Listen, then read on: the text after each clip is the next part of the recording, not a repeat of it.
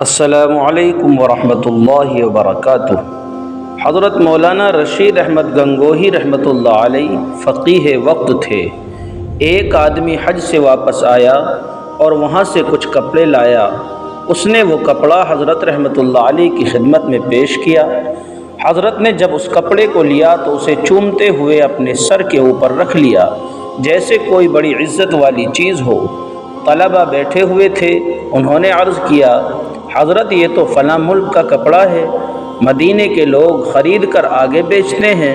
فرمایا، تسلیم کرتا ہوں کہ یہ مدینے کا بنا ہوا نہیں ہے، مگر میں تو اس لیے اس کی عزت کرتا ہوں کہ اسے مدینے کی ہوا لگی ہوئی ہے۔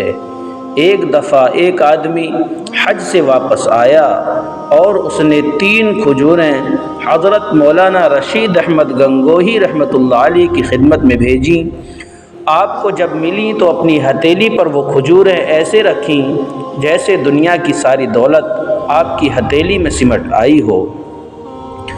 آپ نے ایک شاگرد کو بلایا اور فرمایا کہ ہمارے جو قریبی ملنے جلنے والے ہیں، ذرا ان کی فہرست تیار کر دینا۔ اس نے فہرست بنائی تو 50 سے زیادہ نام ہوئے۔ فرمایا، ان تینوں کھجوروں کے ان ناموں کے برابر حصے کر دو۔ اس لیے اتنے حصے کیے گئے، ایک چھوٹے چھوٹے حصے بنے۔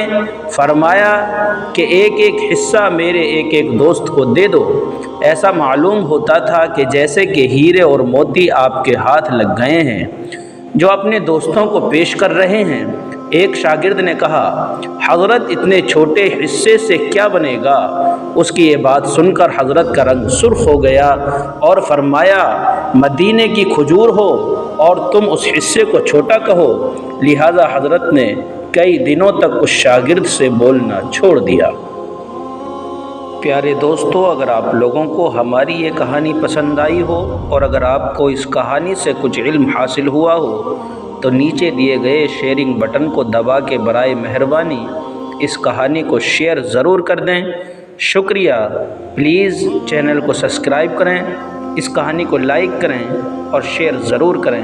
السلام علیکم ورحمۃ اللہ وبرکاتہ۔